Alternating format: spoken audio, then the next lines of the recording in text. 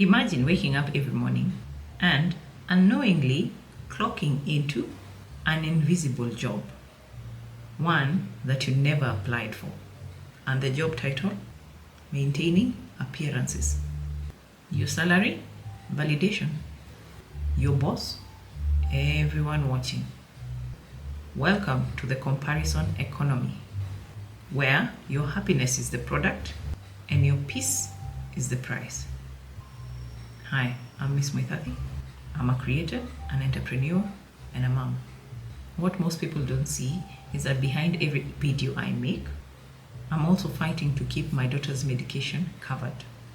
Her meds are a non-negotiable expense that eats through most of what I earn. But I refuse to quit building, creating, and showing up here. So if my content has ever given you value, whether it made you laugh, think, or even inspired you to make any kind of move, consider buying me coffee.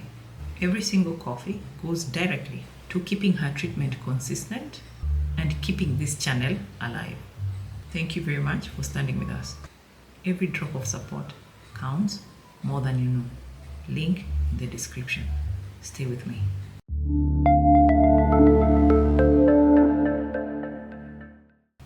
So one, let's talk about the endless scrolling.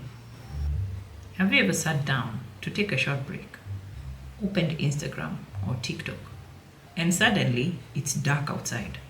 You've watched 27 vacation reels, 15 how I made 10 million by 26 videos, and now you're looking at your ceiling like, where did I go wrong? I need to tell you that that is not laziness. That is design.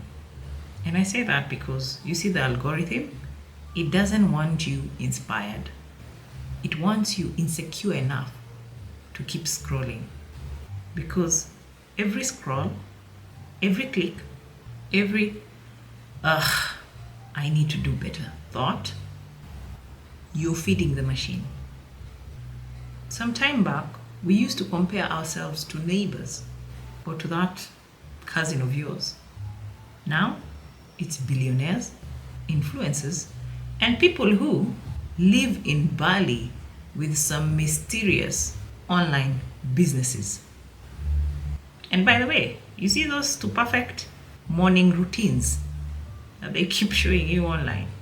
You know, the ones with slow coffee, a little bit of the ocean views, and not a single unpaid bill in sight. Baby, that's not their life. That right there is marketing. But you want to know what the worst part is? That you know it's all fake and it still gets you. You want to know why? That's because this economy, it doesn't sell products. It sells emotional triggers. Now, let's talk about the price tag of keeping up. And no, not the Kardashians keeping up with everyone. You know how it starts. You see your friend's new phone or your friend's new car, and suddenly yours feels ancient, like it belongs to a museum or something. I think my phone belongs to a museum. Yeah. The other day we were checking with my daughter and we were like, I realized it's 7 years old, but it still works. So you hang around people who keep upgrading stuff, you end up upgrading. Then it's sneakers, it's high heels. Now it's brunch sports. In Kenya they call it hidden gems, something like that. Then boom, you're financing an identity that you can't afford. I once met someone who literally said that I can't go out this weekend just because I haven't done my nails. That's not vanity. That right there is performance pressure. The fear of looking like you're struggling. even if in reality you are. Now, what you seem not to understand is, you see this system, it thrives on that fear. Because the moment you feel less than, then you'll spend a lot of money just to feel enough.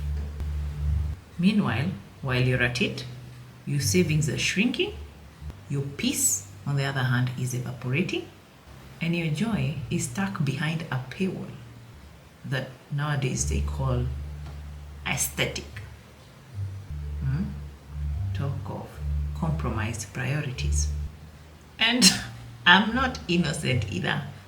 So I'm not like Assistant Jesus or Mrs. Jesus. Okay? Because I remember once I bought this expensive handbag. But it was nice though. Telling myself that it's an investment piece. Okay? Investment. For what? Huh? My ego? And to make even things worse, it didn't even hold my phone properly. That's how deep it runs. We keep buying symbols of success instead of actually building stability, real stability. That's the price of keeping up. Let's talk about who benefits from your or from our insecurity. Let's name names. Who exactly profits from your insecurities? 1. Social media platforms. 2. Advertisers. 3. The entire motivational industry that keeps telling you that you're not doing enough. Have you ever wondered why every platform tends to look the same now? I'll let you in the secret. It's because comparison sells. They simply don't care if you're sad, anxious, depressed, jealous, or even burnt out. If you're engaging, it simply means you're valuable. You are literally data with emotions.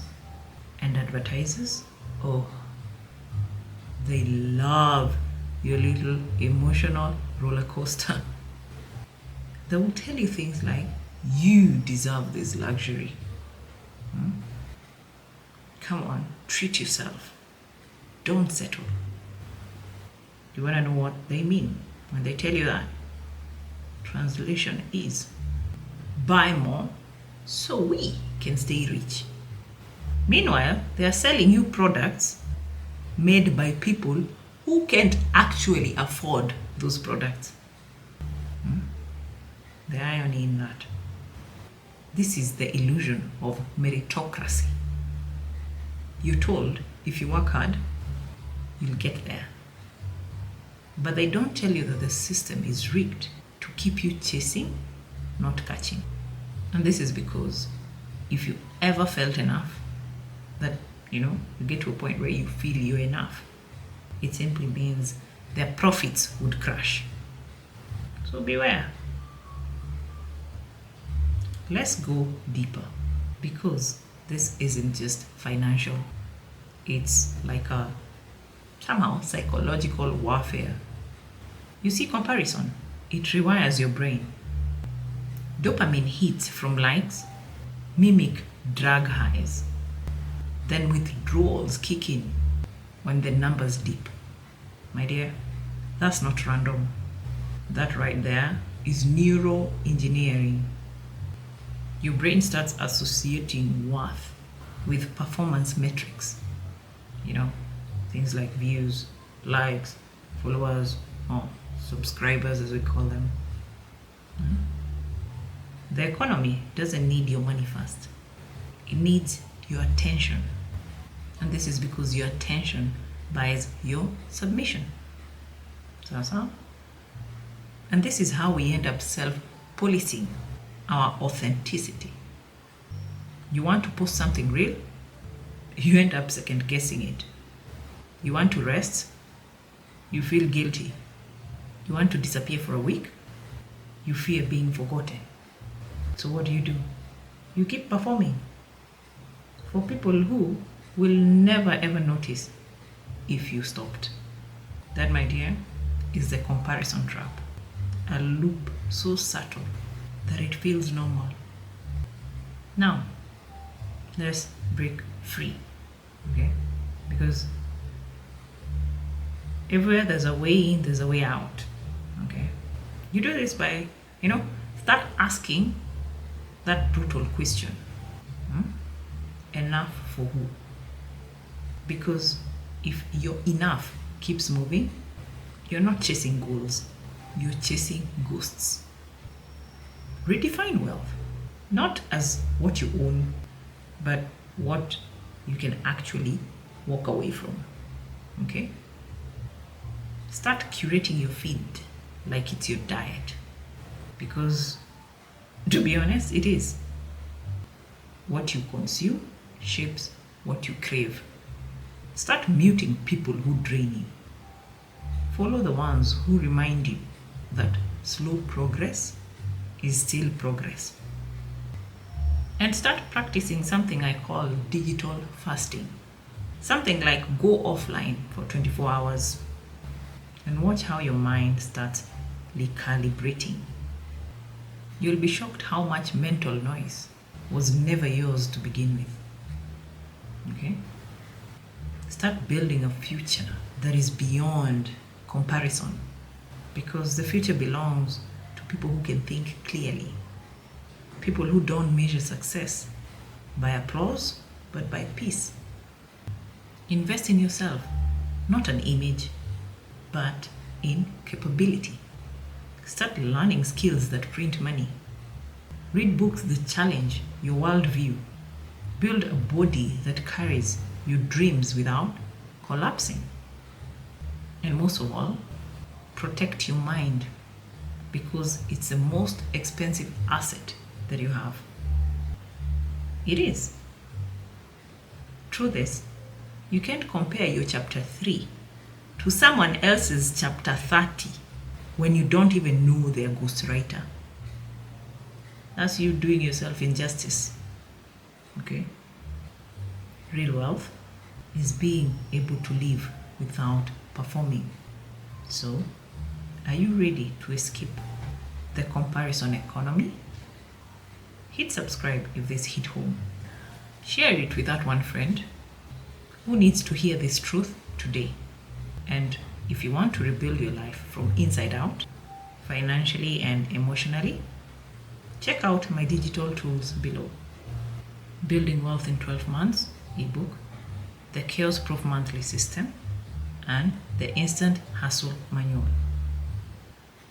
Remember, if you've ever laughed, learned, or felt inspired by my videos, consider buying me a coffee.